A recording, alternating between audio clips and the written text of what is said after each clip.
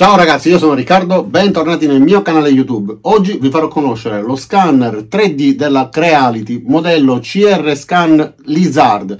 Viene venduto all'interno di questa valigetta, accessoriato da 3 piedi e tutto ciò che serve per farlo funzionare. Questa è la seconda versione degli scanner della Creality. Già ve ne ho recensito uno, vi ho fatto vedere alcune scansioni. Oggi ripeteremo su per giù lo stesso video, però con questo nuovo prodotto. Cercherò di non fare una copia del video precedente, perché su quello già vi avevo spiegato tantissime cose, quindi molte cose le sorvolerò. Però vi farò vedere come funziona bene, vi farò vedere la qualità della scansione. Ho già realizzato in realtà le scansioni, si tratta di un simpatico gufetto che ho replicato stampandolo appunto con PLA. Vi farò vedere pure che c'è la possibilità di scegliere la risoluzione della scansione. Ma non perdiamo tempo, vi faccio vedere esattamente il suo funzionamento, ma prima voglio ricordarvi che vi lascerò un link giù nel primo commento e nella descrizione per poter vedere tutto ciò che riguarda l'acquisto di questo oggetto, perché me l'hanno mandato ancora prima che venga messo in commercio e il prezzo effettivamente di preciso non lo conosco, ma vi lascerò tutti i riferimenti giù nel primo commento nella descrizione per poter vedere eventuali Kickstarter eccetera. Quindi mettiamoci sul bancone e vediamolo. Prima di iniziare leggiamo le caratteristiche tecniche, quelle più importanti riportate nella confezione, ringraziando ancora il corriere per tutti gli adesivi che ha applicato. Allora, il nome è CR Scan Lizard, può salvare file in STL oppure OBJ, necessita di una presa USB minimo 2.0, ha una precisione dichiarata di 0,05 mm e una risoluzione di 0,1 mm. L'area di scansione è 200 x 100 mm, la distanza di scansione utilizzando lo scanner manualmente, perché si può utilizzare sia in modo statico che in modo manuale, sarà da 300 a 2000 mm, invece utilizzando il piatto rotante sarà da 15 a 300 mm. Questa è la valigetta all'interno della quale troviamo il prodotto e tutti gli accessori, i componenti vari per poterlo utilizzare. Allora, nella parte superiore abbiamo una retina con una cerniera, all'interno della quale c'è una guida rapida, un manuale di istruzioni con tutte le illustrazioni sia sul montaggio, l'installazione del software, più tutto l'utilizzo per poter arrivare fino alla produzione del file STL. E da questa parte invece troviamo lo scanner ed il piatto girevole con tutto il cablaggio. Partiamo proprio dallo scanner. Come vedete è molto piccolo e compatto. Sulla parte bassa c'è questo ingresso che serve per avvitare il treppiedi e questa è una filettatura con il passo da 1/4 di pollice. Da questa parte invece c'è l'unica connessione che ci permette sia di alimentarlo che di collegarlo al computer. Questa è la parte alta del piatto girevole. Questi puntini neri, questo più al centro, più la superficie con queste scavature, non sono casuali, non sono decorative, ma servono allo scanner per riconoscere il piatto girevole e quindi poi estrarlo dalla scansione. Questa è la base girevole, va alimentata tramite un ingresso USB, micro USB, e questo è il piccolo treppiedi. Si apre come tutti i treppiedi dalla parte bassa ed è anche estensibile. Essendo telescopico, sulla parte bassa c'è questo vano dove si accoglie ovviamente la parte che si ritrae e anche la parte alta poi è regolabile a piacere in base alle nostre esigenze. Questo è il cablaggio, serve ad alimentare lo scanner e a collegare lo stesso al PC. Questo invece è l'alimentatore. Vengono date in dotazione diversi tipi di spine che si inseriscono in questo modo facendole scorrere in questa slitta, si innestano e si possono variare in base al paese nel quale ci troviamo quando dobbiamo utilizzarlo. E allora iniziamo ad assemblare il tutto. Cercate di fare in modo che lo scanner sia puntato in avanti in corrispondenza di questa scavatura, perché vi permette poi di inclinarlo.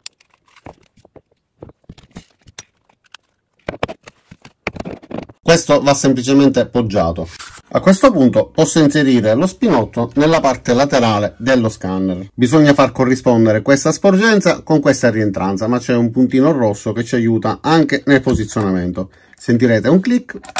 Ok, a questo punto è perfettamente innestato. Ora collego il cavo di alimentazione all'ingresso dell'alimentazione dello scanner. Quando collegherò l'alimentazione elettrica si accenderà una ventolina di raffreddamento all'interno dello scanner e la stessa si spegnerà dopo aver staccato la spina, ma dopo alcuni secondi, quindi continua a raffreddare ancora per circa 5 secondi dopo aver staccato l'alimentazione elettrica. A questo punto prendo il computer, lo metto qua davanti, così abbiamo un'inquadratura generale sia dello scanner che del monitor del PC. Questo sarà sarà il gufetto oggetto della nostra scansione, del nostro test. Stavo dimenticando pure di farvi vedere che all'interno della confezione troverete un pennino USB e all'interno dello stesso ci saranno diversi file, sia in PDF, esempi, soprattutto il software per poter utilizzare lo scanner. Quindi lo ricollego al computer, quindi apro direttamente il programma per la scansione. Autorizziamo. Come vedete, quando si avvia il programma, lo scanner emette dei flash. All'avvio del programma ci permette di scegliere modalità di scansione che vorremmo utilizzare, quindi quella manuale oppure utilizzando il treppiedi. In questo caso scegliamo il treppiedi, ma comunque è possibile variarlo anche dal comando in alto a sinistra. Allora, a questo punto abbiamo tutto connesso e quindi potremmo iniziare le nostre scansioni. Quindi sollevo leggermente lo scanner perché così è troppo basso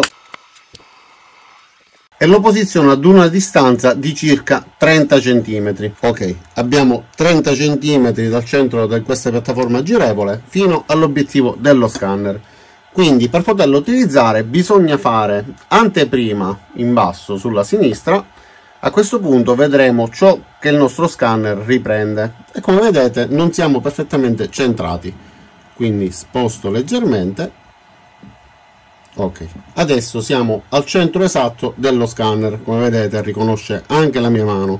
Per quanto riguarda la scansione di parti anatomiche, questo scanner è davvero molto efficiente. Allora, a questo punto premiamo su ferma e possiamo fare inizializza. Questo serve a fare in modo che lo scanner riconosca la trama che si trova disegnata sulla piattaforma girevole e quindi poi possa estrarla dalla scansione vera e propria. Abbiamo la possibilità di decidere anche la luminosità da 1 fino a 4, quindi aumentiamo e diminuiamo al massimo o al minimo semplicemente con un clic. Poi abbiamo diversi tipi di selezione, se dobbiamo scansionare oggetti geometrici, texture, oggetti grandi, oggetti piccoli, il tipo di frequenza eccetera. Quindi in questo caso scegliamo oggetti piccoli, texture. Questo gufetto ha una superficie molto dettagliata. Anteprima serve a posizionare il pezzo in modo corretto. Allora, il piatto girevole però non ha un interruttore, per poterlo avviare bisogna collegare e scollegare la presa USB da un alimentatore. Ok, vado su ferma. A questo punto inizializzo. Il piatto dovrà risultare di colore rosso. Se non dovesse risultare di colore rosso, dovremmo cercare di farlo diventare appunto di colore rosso agendo su luminosità, posizionamento. Come vedete in questo caso mozzo la testa al gufetto, quindi non va bene, si deve posizionare in modo che rientri tutto nell'inquadratura. Come vedete però lo scanner intercetta anche altri oggetti che potrebbero rientrare all'interno della scansione. In realtà tutti questi oggetti non dovrebbero trovarsi alle spalle perché c'è il rischio che poi venga interpretato come un oggetto da scansionare, quindi rimuovete tutto ciò che può dare fastidio. Ok, a questo punto fermiamo, inizializziamo. In questo caso con la luminosità al massimo. Il piatto è rosso però è troppo scuro, quindi fermo, regolo la luminosità, la metto a 2 e proviamo di nuovo a inizializzare. Ok, in questo caso lo vedo molto più definito. Faccio fare un paio di giri in modo che lo scanner riconosca per bene la trama. Ok, fermo, posiziono il pezzo e avvio la scansione. Sposto un pochettino il monitor, lo dovreste riuscire a vedere per bene la scansione e ciò che appare nel mio monitor, quindi scansione. Perfetto, abbiamo già l'anteprima della scansione. Sulla sinistra in alto abbiamo il numero di frame, quindi il numero di scansioni che vengono realizzate, frequenza dei fotogrammi. Si fermerà automaticamente quando avrà raggiunto il numero di fotogrammi necessari per completare la scansione e avremo la possibilità eventualmente di fare una seconda scansione da associare alla prima. Perfetto, questa quindi è la prima posa della nostra scansione. Il piatto è di colore rosso, invece il gufetto è di colore grigio. A questo punto, se il file corrispondesse alle nostre necessità, potremmo direttamente creare un file STL esattamente per come lo vediamo. Quindi verrebbe eliminato in automatico il piatto rosso dalla base e avremmo il nostro gufetto così come lo vediamo. Però sicuramente manca la parte di sotto, mancano alcune parti che lo scanner non è riuscito ad inquadrare. Quindi lo metto in questa posizione e clicchiamo su aggiungi. Ci chiederà a questo punto di salvare il progetto con un nome. Avviamo la scansione e lo chiamiamo Gufo 1, conserva. Ok, e avvia automaticamente la seconda scansione.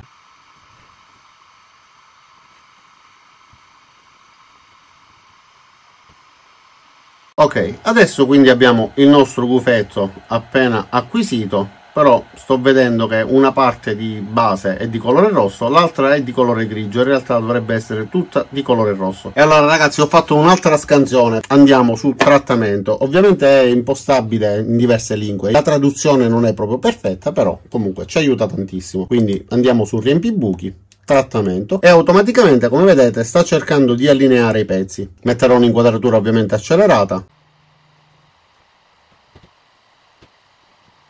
quindi scegliamo le due scansioni che ci sono piaciute di più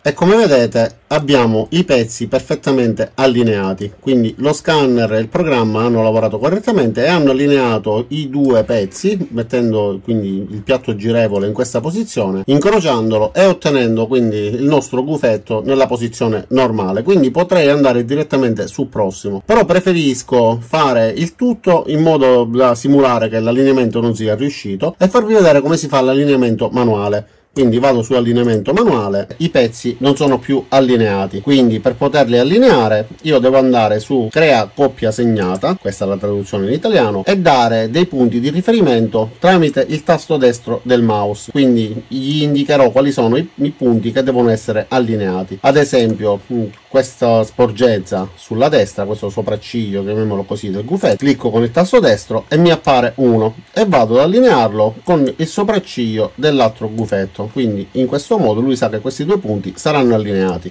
Dopodiché prendiamo il sopracciglio sinistro, clicchiamo sempre su crea coppia segnata, quindi apparirà il numero 2 e la stessa cosa vado a fare da questa parte, numero 2. Poi posso farlo per esempio sulla parte posteriore della testa, quindi crea coppia segnata, apparirà 3 e 3. E poi possiamo farlo anche sul fianco, quindi mettiamone un'altra, 4 e 4. A questo punto andiamo su allinea e dopodiché su applica. Ok, quindi ha allineato perfettamente il pezzo perché gli abbiamo detto quali sono i riferimenti. Applichiamo. Ok, a questo punto possiamo cliccare sul prossimo.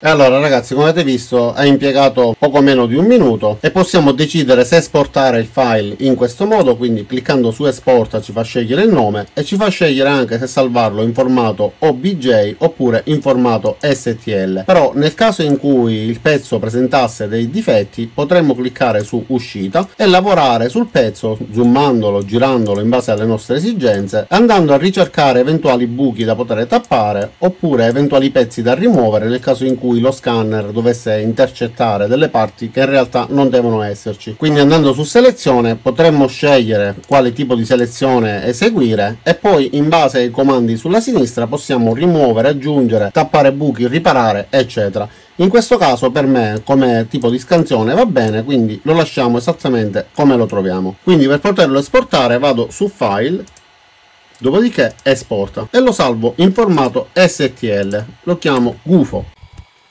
Quindi abbiamo già il nostro file. Ok, adesso abbiamo il nostro file STL su cura, quindi possiamo creare un file G-code da poter stampare con la nostra stampa.